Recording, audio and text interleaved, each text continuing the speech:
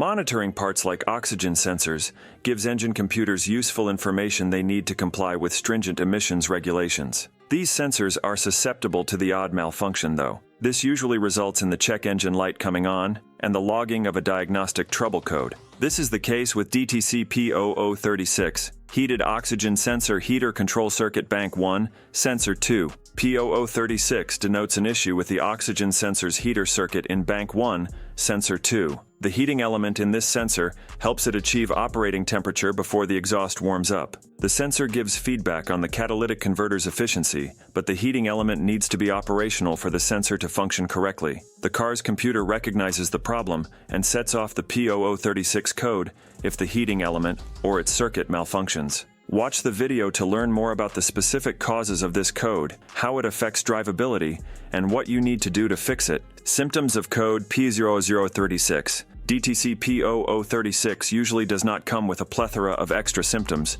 unlike many other fault codes. Often, the only indication that something is wrong is the sudden appearance of a newly illuminated check engine light. It is unlikely that any drivability issues will surface. This is caused by the fact that the catalytic converter is downstream of the Bank 1, Sensor 2 oxygen sensor that this DTC has detected. Consequently, the sensor's primary function is to measure the catalytic converter's efficiency. The fuel trim values of an engine are not really determined by this sensor.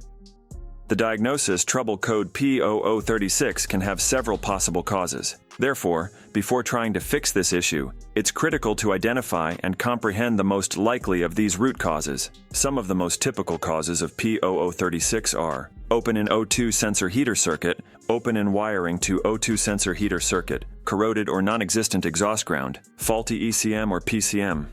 How to fix. The steps listed below can help identify and address DTC P0036's underlying cause. As usual, before attempting any such repairs, make sure to consult the factory-specific service literature for your specific vehicle. Check for additional codes. Use a reliable OBD2 scanner to look for additional diagnostic trouble codes. The next step should only be followed after a thorough diagnosis and correction of any such codes. Perform visual inspection. Start the diagnostic procedure by carefully examining the oxygen sensor in Bank 1, Sensor 2 of the impacted vehicle. Keep an eye out for any indications of harm to either the sensor or its wiring. Before moving forward, make all required repairs. Check heater resistance. Check the resistance across the heater circuit of the sensor with a digital multimeter. A model-specific wiring diagram should be used when determining which pins of the unhooked sensor to probe. This circuit should have some resistance, and a 0L reading would suggest that one of the sensors isn't working properly. You can find out the precise allowable resistance range